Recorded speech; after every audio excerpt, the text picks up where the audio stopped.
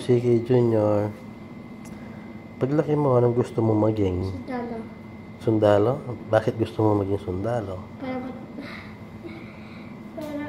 Para matulungan ko yung Pilipinas dahil hindi maghirap. Gusto mo tulungan yung Pilipinas para hindi maghirap? Okay. Ano bang alam mo sa sundalo? Makikipagbarilan.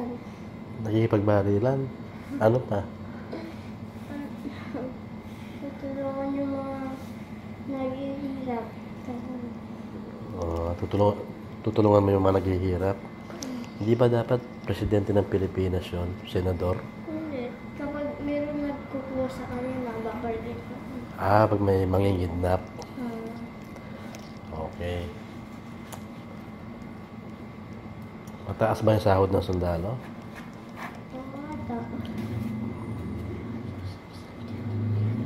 Okay. Pulis ayaw mo? Bakit?